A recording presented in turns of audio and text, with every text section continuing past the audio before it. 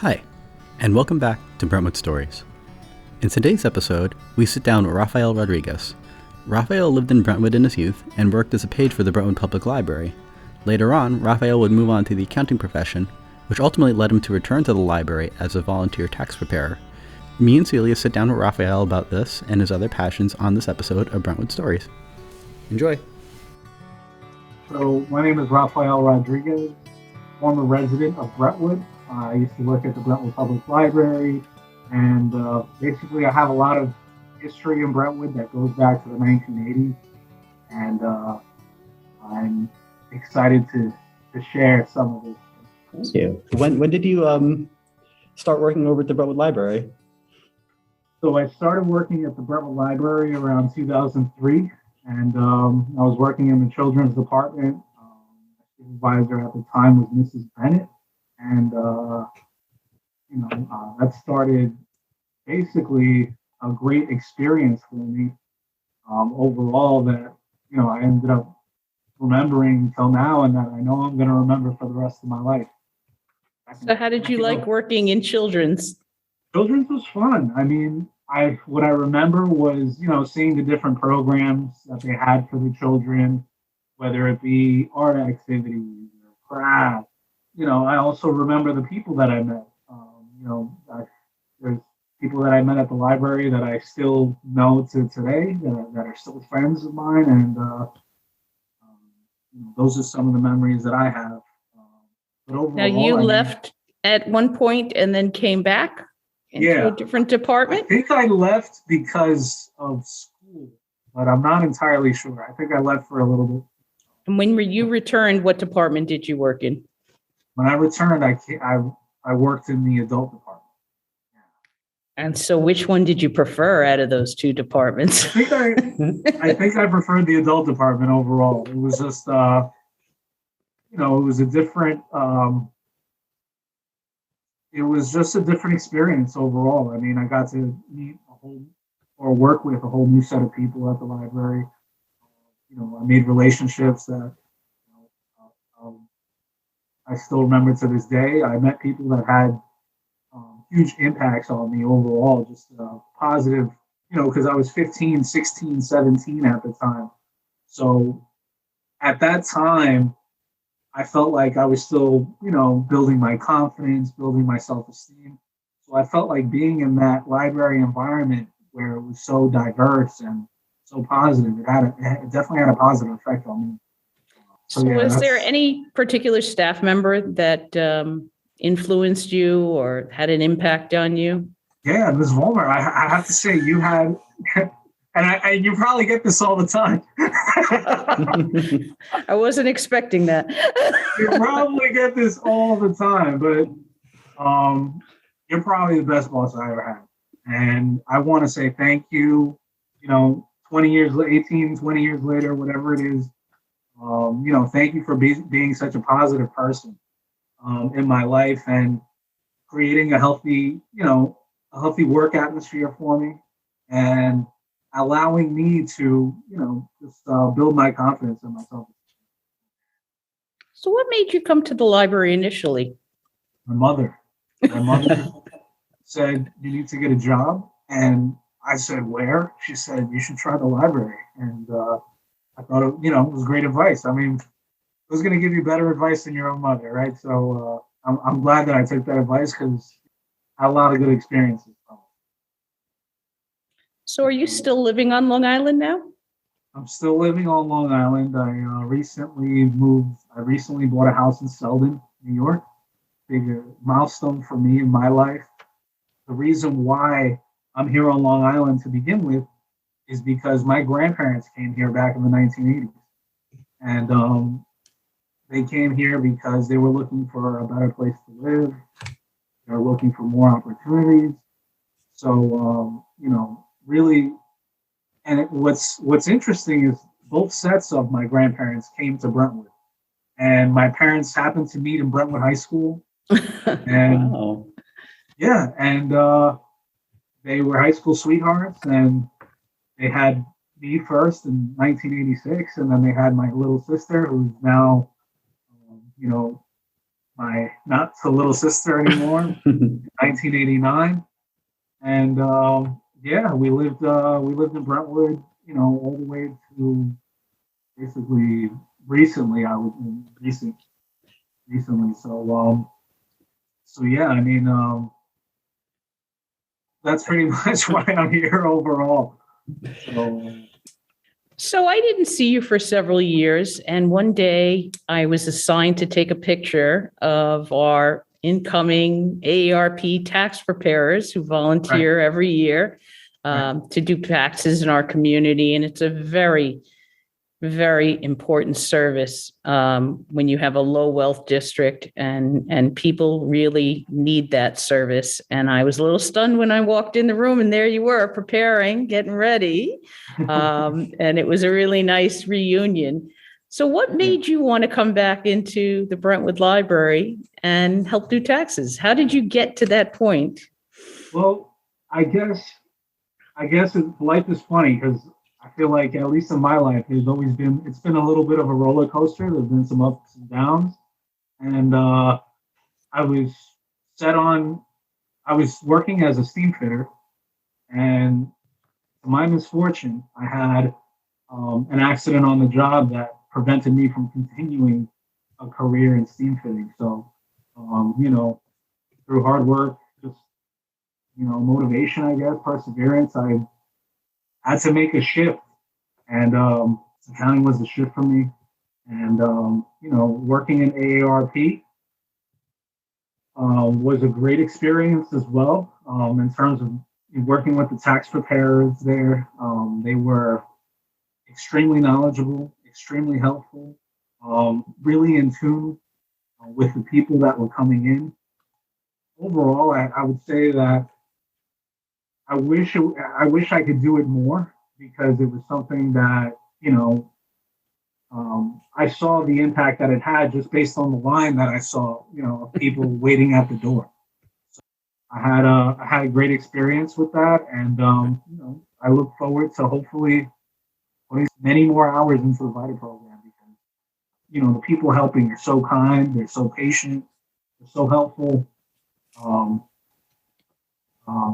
It was a great experience overall, and I have no doubt that we had a great impact on the community. Oh, absolutely. So, are you still in the accounting field?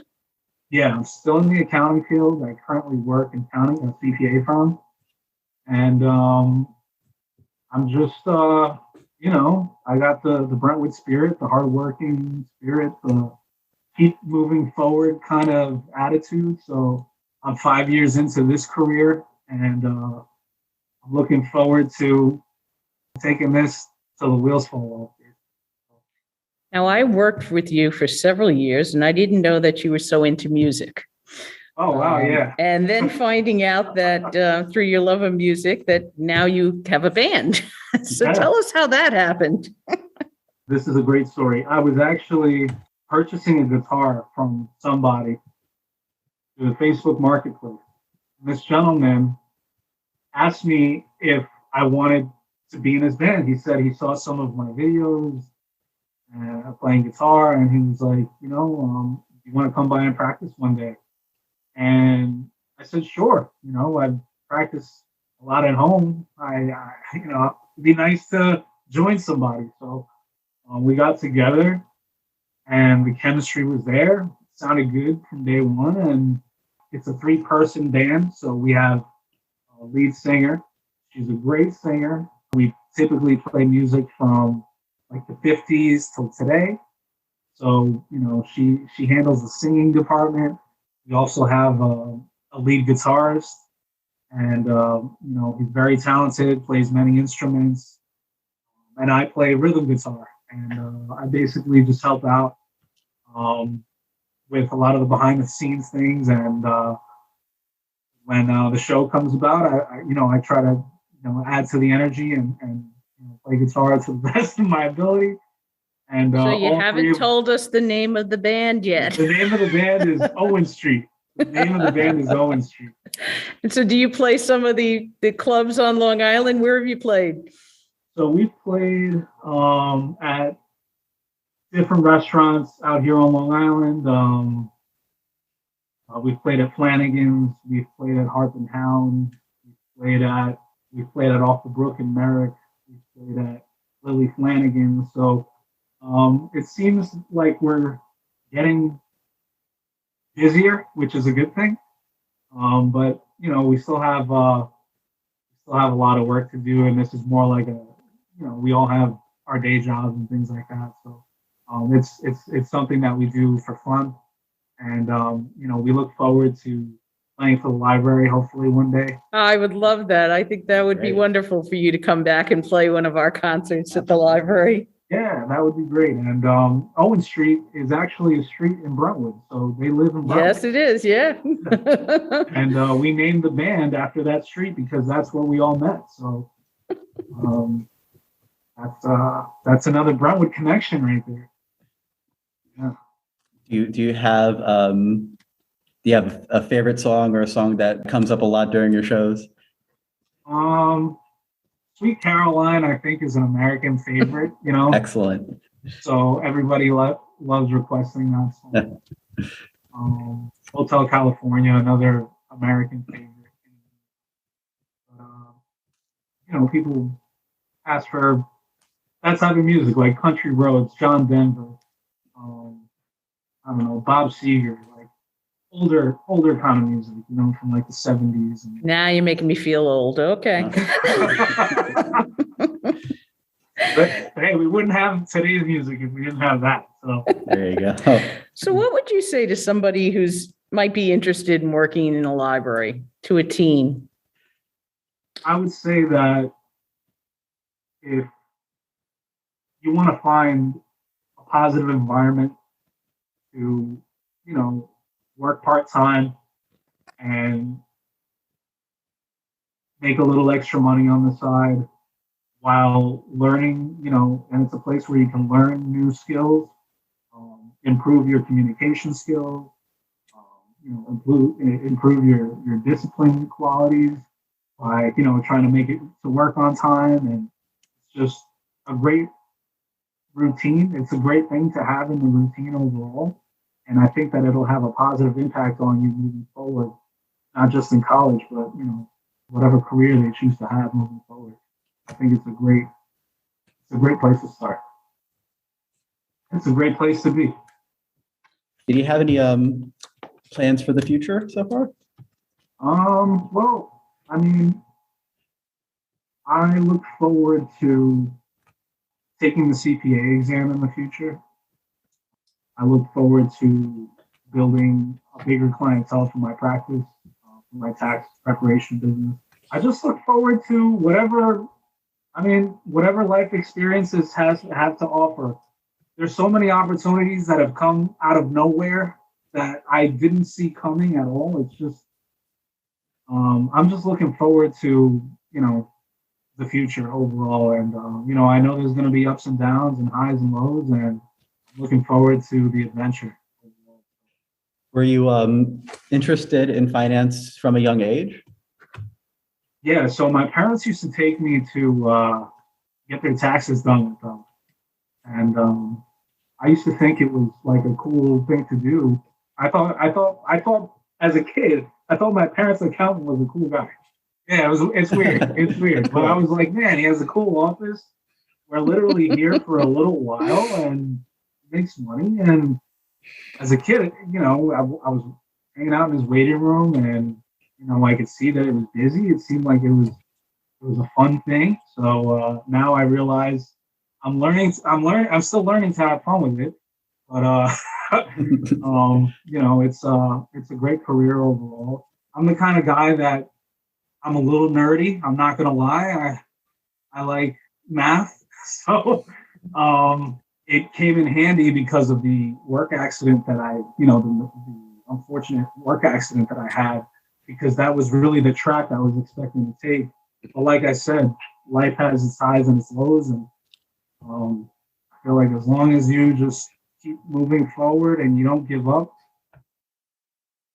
you'll make it through, and you'll be surprised with what you're capable of after you get through it. So when you first managed to make your way into the world of finance, did you find Were there any surprises for you along the way, or maybe any insights you found when you went into the world of finance that you might share with someone that might want to go into that field? Well, I'm a Latino. I'm of Latino descent. My last name is Rodriguez. So I was going into a very a field where there aren't a lot of Hispanics. Um, there isn't a lot of diversity in this field. So it was, it's something that you should definitely, if you're similar to me, then you should at least be prepared for that atmosphere moving in. Because at the end of the day, you're competing, and you, everyone's not the same, and you have to be able to adjust to, whatever work environment you're in. And I'm not saying that they aren't positive work environments, they are, but if you start at the Brentwood Public Library and you're used to that diversity and you jump to a CPA firm, you'll feel a little bit of a culture shock. So it's if anybody is similar to me and they're going into that field, I feel like, along with the intangibles of being, detail oriented, of just having, the discipline of not the discipline of getting to work every day, you know what I mean? Those are things you have to have. But on top of that, people in my position, I feel like you have to be a little bit more competitive and you have to bring a little bit more to the table. And I feel like if you know that going in, then it'll just be easier for you to adapt and adjust. Wow, very insightful. Thank you.